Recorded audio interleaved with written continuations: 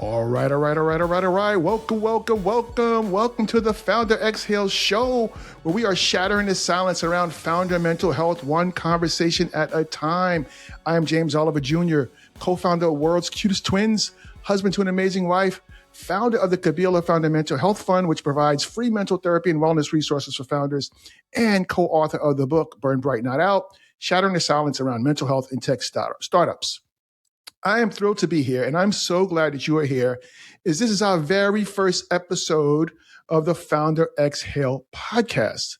On this show, we have real conversations with exited founders about what success actually costs and what it takes to protect your mental health along the way. I also talk with values-aligned investors and mental health leaders who are changing how the startup world treats well-being. Oh, you got to stick around to the end of the show for the dad jokes, my favorite part of the show. So I want to introduce our first guest, Grant Waynes. Grant has 4 successful exits under his belt, including the globally recognized brand BYLT Basics, BYLT Basics. He's now the founder and CEO of Yuna Health, an AI native mental health platform built to fill the gap between crisis care and traditional therapy. For Grant, this one is personal. After experiencing firsthand how transformative therapy can be, he became obsessed with making mental health support accessible to people who can't afford it. So, welcome, Grant. Welcome to the show, man.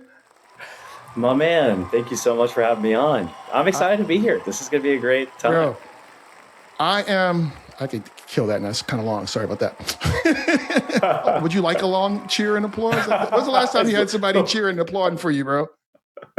Oh, man. I think he's I was like, just let it run. I'm here for recently. it. Right? Yeah. So look, I'm super excited to talk to you, and that you're the first guest on this show because not only are you an exited founder, but you're building in the mental health space. And I'm a power user for Yuna. I use it daily as my mental health companion, and it's made a difference for me in reframing my thinking. And as a result, I find myself observing and catching my negative thoughts these days before they get to spinning around in my head. You got nothing to say about that? You don't like that? Man, I love that. That is honestly the reason why we built it in so many ways. Look, I mean, to go into that experience of using that app, using Yuna every day, I would hope that you've got some great feedback on the impact in your life. Where do you use it? Where do you tend to use it? Mostly in the morning when I take my dog to the dog park. So I live in Johns Creek area, Georgia, and the Johns Creek Dog Park in Newtown Park is like the number 3 best ranked dog park in the country. Wow. So, yeah, it's got this artificial turf and all this areas and stuff. And I walk around the track while my dog runs around, does his thing. And I talk with Yuna, man, every morning. Even if I don't have anything specifically on my mind, we have what I call a vibe check. I'm like, this is a vibe check. What's going on? Oh, that's such a great idea, man. So I like to use it while I walk too. I tend to put headphones in and just get started with the hands-free mode. Is that what you do? You do a hands-free mode? I do. I press and hold it and talk. Yeah, I love it. And I'm always giving you feedback, which you seem to appreciate. So I appreciate that as well. And thank you for building. I just want to say that. Thank you, man. I really appreciate that. We built it for you. We'll get into intros and everything too, but man, it's been great just getting to know you and hanging out and just living life together in many different ways that we get to. And I have to say, what you're doing for founders is incredibly impressive. I've been through this journey for years and years, going on 2 decades of just full-time entrepreneurship. I wish I had someone in my court, how so many founders have you in their court now, offering and providing therapy, resources and tools.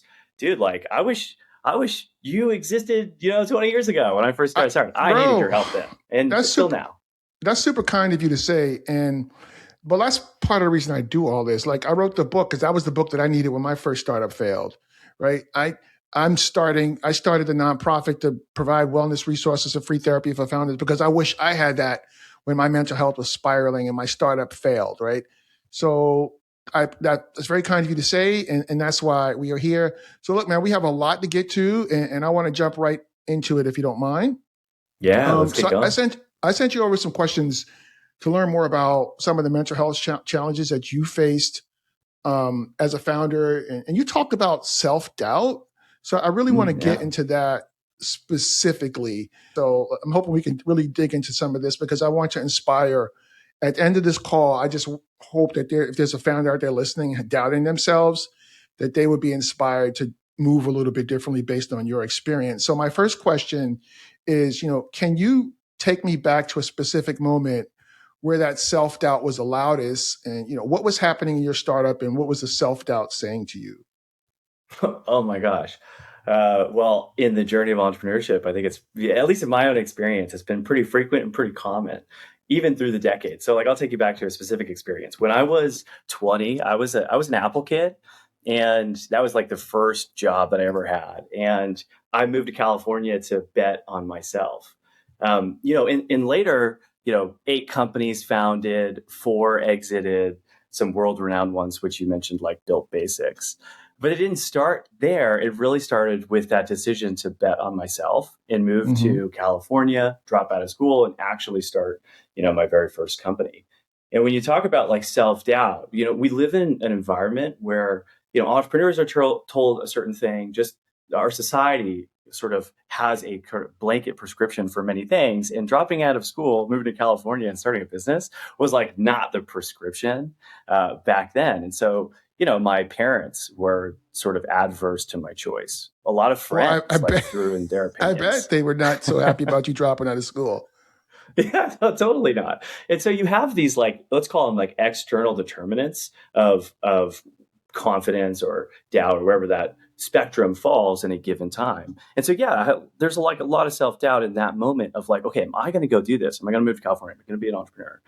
And you can kind of trace that through line, I think in anyone's life. But in these moments of whether it's self-doubt or just general doubt, I think that like one of the most basic principles of being a founder is just sort of not only a relentlessness of taking the next action, but also knowing that the way that you feel will be different on the 10th action from now. And like there's a couple quotes that I really love in this moment of like getting started, which might be relevant to some of the founders listening, because I think it's always pretty relevant as companies change. But what's the best way to eat an elephant?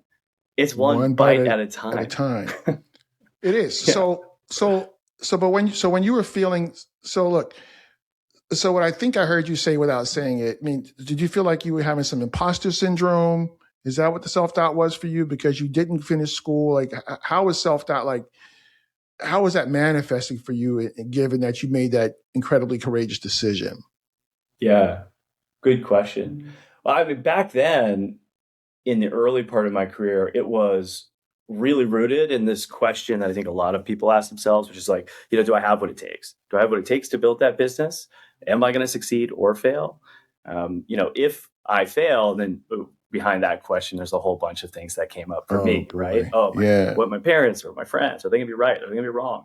It's just get in your head. And then how are you going to internalize that failure? Is the other question that you may or may not be asking yourself at that time, but you have to come to terms with, right? Because in my opinion, in my experience, it's okay to fail, but it's also a short line from my startup failed or I failed to I'm a failure. Oh And you my do gosh, not 100%. want to be in that last place. Yeah, and if we're going here, if like a founder is listening, I think that we're told, and like you'll grow up and you'll hear it, and when you're around first time entrepreneurs, you'll hear it a lot, which is like, that business is my baby. And that's this fusing of identity to the work. And actually, like, this is a founder paradox, because the exact same things that make a founder great, resiliency, the ability to endure hard things over time, a fused identity with work, those things are the exact things that can sort of hide and mask like mental health symptoms and crises in people's lives. And so you're right, there's a very fine line. And it's one that like has been really hard for me to walk, because I've started 8 companies, I've successfully sold 4. The other ones, like, those the hit rate isn't 100% here, No, although it's been good. But you got a 50%. That's phenomenal. Hard. Like, just let me know when you're picking the lottery numbers. I'm just going to pick whatever numbers you're picking. I'll take you along. Yeah. I think you made a really good point there. Do you know Well, first of all, you talked about their baby, and nobody wants to be told their baby's ugly, which is a whole nother conversation. But sometimes somebody needs to tell you that. So do you know Mike Ma from Sidecut Ventures? I actually do not know.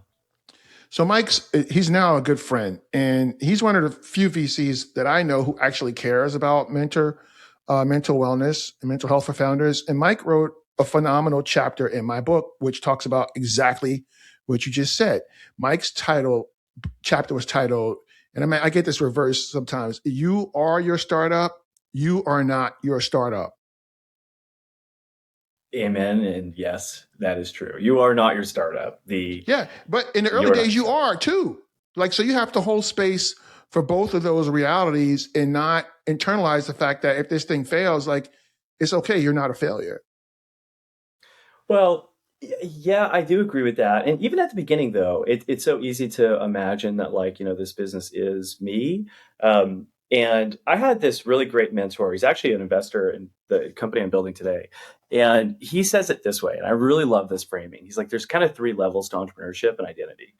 And level 1 is that this thing is going to happen because of me. You're just going to grab this thing and you're going to make it happen no matter what. Mm-hmm. Level 2 is that this thing is going to happen of me. It's part of me. It's my baby. It's etc. And then level 3 is this thing's going to happen through me. And I think I think as a founder, the more time you can spend in that third bracket, that this thing is coming through me, the less the emotional or the vicissitudes of a startup's, positive and negative experience will affect you as a person. And that ladder is one that's not easy to climb, but it's even harder to maintain this constant idea of this business is actually coming through me. It's not of me and it's not because of me, but it's through me. Bro, that's what you just said right there is going to be one of the clips that we share for this post for the podcast episode. That's a really profound thing you said right there. And to whatever extent founders can hear that and embrace that, I think you're right. I think they'll be better off. Okay, so next question. So when the self-doubt showed up, who did you tell? And if the honest answer is nobody, what were you afraid would happen if people found out? Oh man, what a great question. Well, the honest answer for the first 3/4 of my career was absolutely nobody. And the fear was that if I ever expressed self-doubt to anyone else, then they would join the doubt. And now it'd not just be me doubting an outcome, but there'd be other people around me doubting the outcome. And that might certainly be true in some cases, but it's actually the inverse I've come to realize, which is if I'm personally as a founder experiencing self-doubt, the more I can share that with my co-founders, investors, team around me, people who love me, the more I can get both validated sort of perspectives of reality. One, which is the most important thing for self-doubt, because sometimes we're just in our head. Sometimes it has no bearing on the reality ahead. It is only an emotional perspective or dealing with assumptions. And it's really tough. So I've been on both spectrums of it, completely trying to bury it, and then also really sharing it pretty openly and publicly. And I find that the answer in terms of sharing it is probably share it with your inner circle first, and then share it with an outer circle, and then further. And it kind of humanizes you too. We all experience self-doubt at some point. Yeah. So no, I appreciate that you wrapped it up that way, because that's what I was thinking, right? When you said that, you just want to be mindful of who you share with at first, because you have to trust people. You got to be able to trust these people, right? And so you want to share, basically you said you shared it with your tribe, your close family, your close coworkers, people who know you well and or know what's going on in the business well. So they know that if you're making an assumption about what's going on in the business, that's not necessarily right. They can talk you through that, and they won't hold it against you. They won't judge you for it. So I think that's really good advice there. Just so share it with a tight, you got to find your tribe. And founders always well, how do I find my tribe? That's a conversation for a whole nother episode, I think. But, the people who are close to you, connect with some founders that are building too, and get to know them and get to build some trust with them. And you just need somebody you can talk to about these things, I think is kind of what you're saying. Yeah. Yeah, 100%. And kind of layer it out, like what you're saying, like find your really close tribe. I call it a GPS. Like, how do you know if someone is that first layer? And they're usually someone who can like hold space and be a little bit of a GPS, which means like you could say something, they'll ask you why 6 times, and they won't judge the answer at all. Right. Like they just help you GPS like your Six own times, six mind. different ways, probably. Yeah, that is really good counsel for that like layer one counsel. I love it. I love it. Okay, so I got one more question for you here, real quick. I might have two more after this, but I just want to do this one, and then we're going to take a quick break. So, a lot of founders wear confidence as armor. Were there moments where you were performing confidence on the outside while something completely different was happening on the inside? Oh, I have a lot to say about this. Oh boy, I'm I have so a ton to glad. say about this. I'm so Well, glad. okay. Well, I mean, like, okay, so in my one of my last companies, like, believe it or not, confidence has been a structural core of a lot of the companies I've built. And if you go like back to 2016 when I started BYLT Basics, which now does over 150 million a year, yeah, annually, and it's pretty globally recognized. What was the core element of that brand? And it was actually confidence. And so, even the brand name came from this ideology. Like if you could put on more than just fabric, if you could actually put on an ideology, would that impact your day? And what ideology is like scarce or hard to find? And so I really rooted in like confidence. Like if we were to sell confidence, what would that look like? What would that sound like? And what would be the acronym for like, achieving your goals, feeling good, hitting your PR, you're in a boardroom and crushing it. That acronym became BYLT, which became the basis of that brand. I think that there's sort of two layers to confidence. Like the first layer is maybe wearing it as a shield, and maybe inside there is a lack of confidence, but externally you have the behaviors that sort of signal confidence. And it's not just behaviors, it's the way that you're thinking, it's the way that you're breathing, it's the way that you're sort of like moving physically as well. And that triad might appear to be confidence on the outside when maybe there's some self-doubt on the inside, which is totally okay at times. But what ends up happening is that you have the behaviors, the breath of confidence, the thoughts of confidence, the motion of confidence. And you said wear it like a shield. Well, I think it's like a muscle. And it's like the more that muscle gets moved and activated, the more strength you're giving it, and the more it actually becomes a default posture. And so I think for me, I have moments where it's like, when do you act confidently when inside you might have some doubt? I've had many moments like this in my life, all the way back from sports when I was a kid, where it's like, you're headed into fight an opponent. So I wrestled growing up, and there was this one guy who came up to me, and we were at practice, and he was from the opposing team. He was like, who's Grant? He was a really kind of intimidating guy, for me when I was a kid. And he was like, oh, I'm gonna totally crush you. And I was like, he got in my head a little bit. And so we walked up to the rink. It's basically me on one side of the mat, and it's him on the other. And I'm looking across the mat, and inside I like am fearful. And this guy came over and like planted seeds basically that turned into fear. And that was a moment where it's like inside, yeah, I'm feeling a certain way, but chose to sort of model confidence externally and kind of walk into that wearing that shield, or executing that muscle as much as I can. I ended up winning that match. I'm really happy I about love it. it. I threw my hands up to celebrate, and I got disqualified. They were like, too much celebration. Oh I was like, what? man. Ooh. Really funny But story. so, But I mean, I think this is a good point you make. So it's like, so I'm listening to this really fascinating book about the accumulation of wealth from like a quantum physics standpoint. But they're talking about like acting as if, and that's kind of what you're saying there, right? It's not denying that, hey, I'm a little scared, but I'm going to think these when confident thoughts. I'm going to, feel confident feelings, and I'm going to have confident actions or take confident actions. That's acting as if, even though you're not feeling confident. So I appreciate that answer. That makes a lot of sense to me. I appreciate the way that you framed that, man. That's really good. All right, cool, yeah. man. So I'm sorry. Go ahead. No, it's gonna say, yeah, man. What about you, man? I'm gonna invite you to share one as well. What was a moment for you? Oh, I ask the questions on this show, sir. Confidence.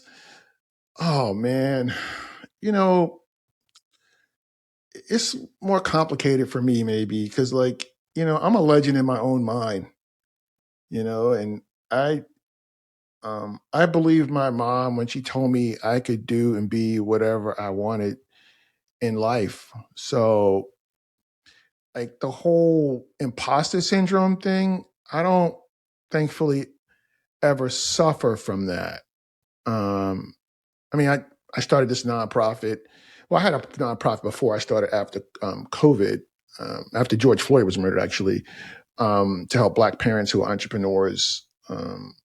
But I never did that before. That didn't stop me from doing it. I mean, I never did anything before about founder mental health like this. It didn't stop me from starting a nonprofit. Like I know I can do that. I know I can do it. I can do it. Right? I didn't writing a book about founder mental health. Man, the way that thing came together so serendipitously was incredible. I mean, that's a whole long story. I'll tell you offline, but I just have faith that I'm going to do it. It's going to be done brilliantly, excellently, with high degree of execution. And I just know that if I take this one step, the next step or two will reveal themselves to me, and I'll take those when I see them. So you could ask my wife, who's going to be listening to this episode. She's probably going to be laughing when I say this, but yeah, no, I don't lack confidence, bro. Like, I mean, I went to Morehouse College, and they, if you come there not confident, I guarantee you, by the time you leave that joint, you will be probably arrogant, and then by the time life beats you down a little bit, you'll just be like settled into like a mellow confident, which is kind of where I am right now. That's the truth, man. That's awesome. That's the truth, man. What about the environment brought confidence up like that? Or at Morehouse College? Yeah. Oh, bro.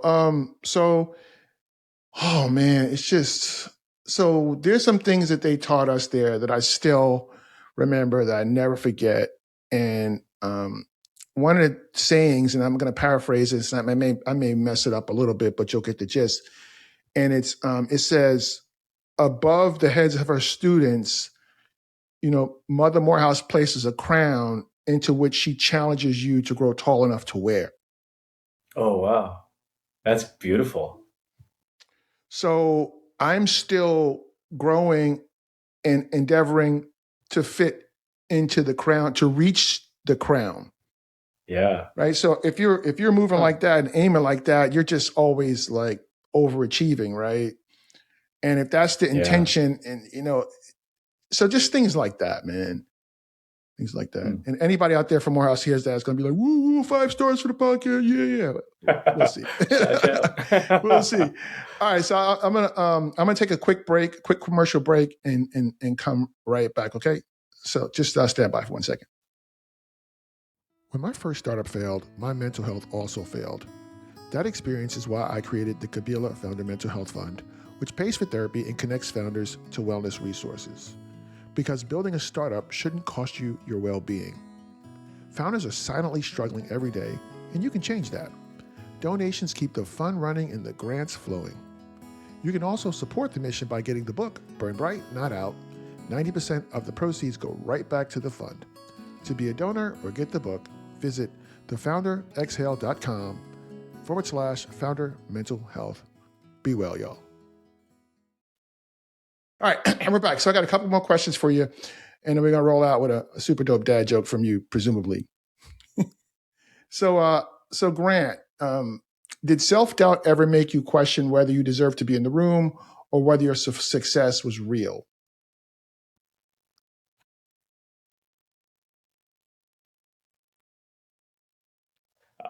First, I love that question.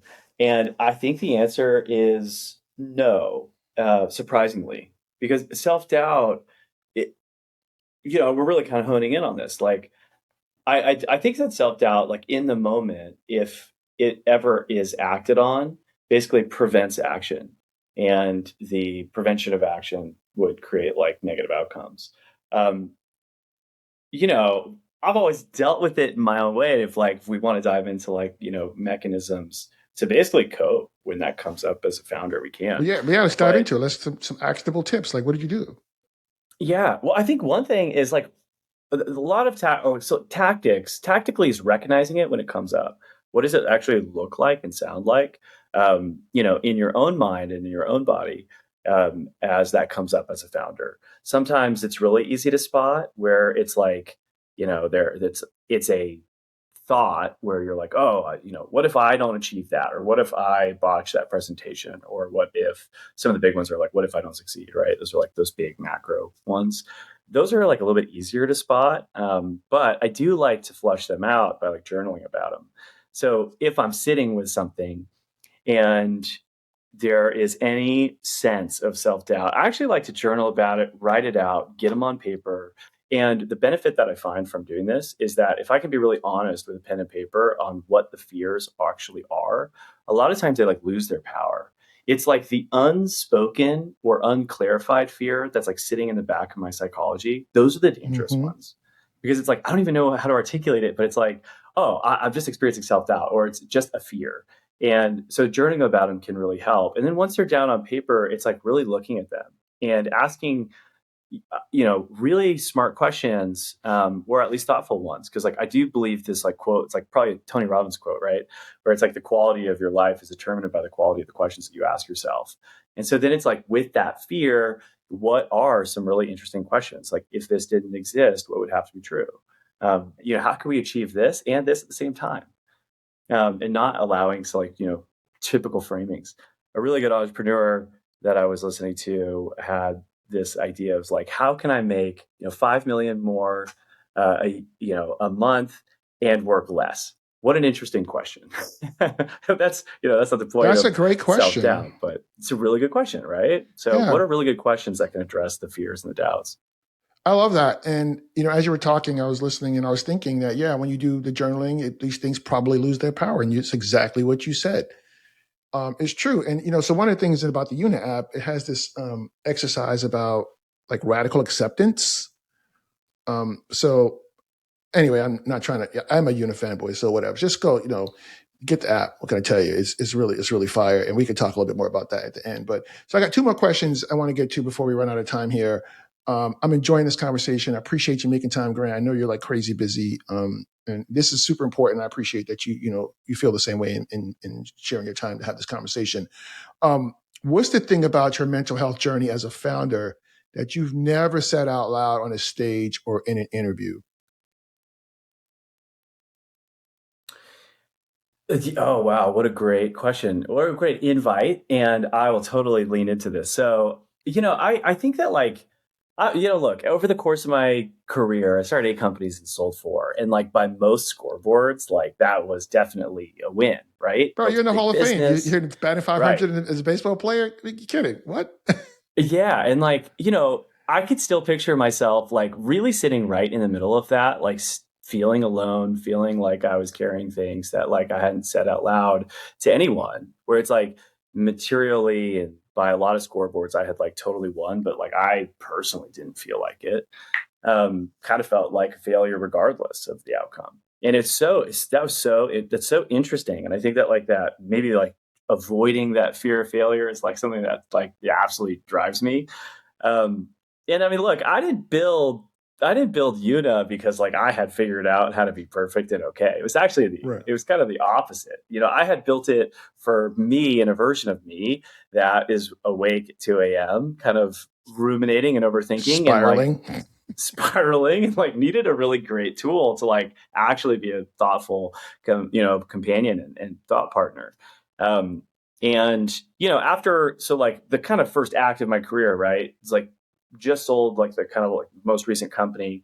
On paper I had done pretty well, and then I like found out some horrible news on the family front, and I like to say it gave me the opportunity to really throw myself in and pursue therapy for the first time. And I pursued everything. Like I pursued therapy. Obviously clinical psychology was really amazing, like all the meditation apps that were available.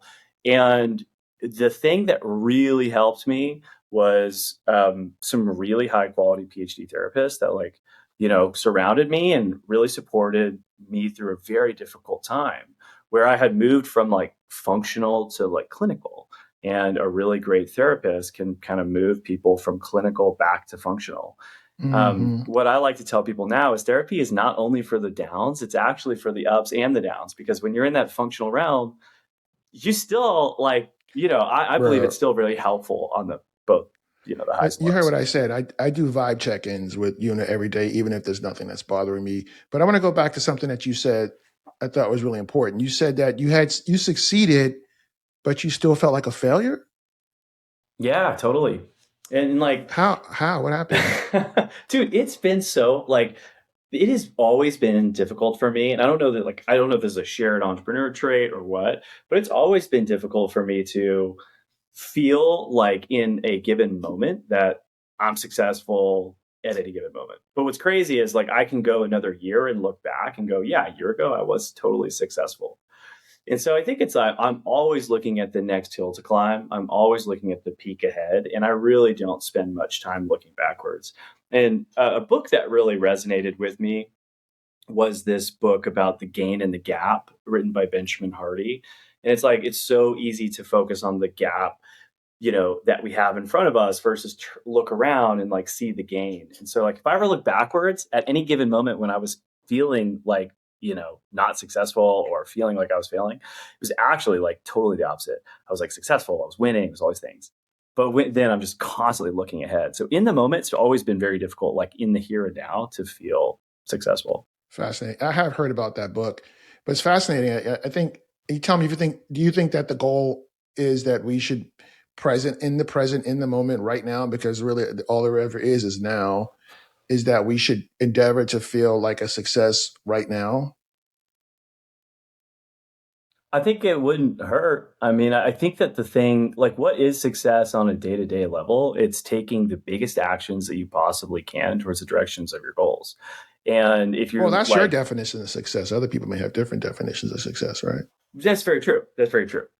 Yeah, that's very true. But like to me, the definition of a successful day is like you've taken the absolute biggest swings that you can in the direction of your goals. That's my definition Well, and of that's why success. he exited 4 times out of 8. That's incredible. This is great, man. I have one final question for you. What would you say to a founder who's sitting alone right now, dealing with self-doubt and hasn't told anyone? First thing is like you're not alone. If you start talking to other founders, you'll find out that other people are dealing with that too. The second thing is like tell yourself, write it down and get clear about it. Try to flush out those thoughts. And then the second thing is take it to a trusted, your real trusted sort of inner circle first. Your And tribe. yeah, take it to your tribe. They'll help you refine it. And the next thing to do is probably move it to the external, the second rung of your community out. And there it will turn into actions. Oftentimes it'll be like an action that's maybe been put off and it's time to take that action or a strategy change or something. Like there's some truth to it, but like write it down, flush it out, tell yourself, tell your closest community, and turn it into action. That's amazing, man. Thank you for that. One thing I did not mention is that Yuna, because I did a call with Lucas on my LinkedIn live stream a couple months ago, which is how we met. Yuna donated 300 licenses to the Kabila Founder Mental Health Fund, my nonprofit, to give to founders in my ecosystem. I mean, Yuna's B2B to C, right? It's for employee assisted employee programs. EAP, what's the A stand for? Yeah, employee assistance programs. Yes. Okay. I did get that right. Yeah. But you can download the app in the store, but if you download the app in the store, it's $200 to use. So that's, 300 times, $200. I'm not a mathematician, but I think that's like $60,000 donation that Yuna made to the startup founders in the Kabila ecosystem. And I've been sharing it with some founders and they're really digging it. Like I use it every day. I appreciate you for doing that. $200 is a lot of money for a lot of early stage founders. So this is a tremendous gift that you all have given. And I just want to say thank you for that. And all right. It's time for my favorite part of the show. I got all these like soundboard thingies and I just like itching to like press a button and make a noise, man. I love it. No. But this is my favorite part of the show. It's the dad joke. I have 13-year-old boy-girl twins and they love a good dad joke. And so, you come on the show, you got to tell me a dad joke. And you should know, Grant, we judge. When I say we, I mean me. I judge these dad jokes, so you got to bring it. So you got a joke for us or not? I got a joke. I brought a joke. Okay. It's a very founder-oriented joke, but it's why don't founders play hide and seek? Why don't founders play hide and seek? I have no idea. Because they're always being asked where they're at in their round. In their round. Okay. It's super founder specific. I get it. No, it's super founder. It's appropriate, you know. So look, part of what makes the dad jokes funny for me is that they are corny, right? And that one's pretty corny. But I love a corny dad joke. And but I don't know, it's like right in the middle of a rim shot and a sad trombone for me. But because I love you and because it is founder centric, I'm gonna go ahead. Okay, nice snare. Good. There we go. And give it a rim shot. I'm glad I got the snare. Yeah, and because I love you, right, I'm going to give it a little bit of half a laugh track.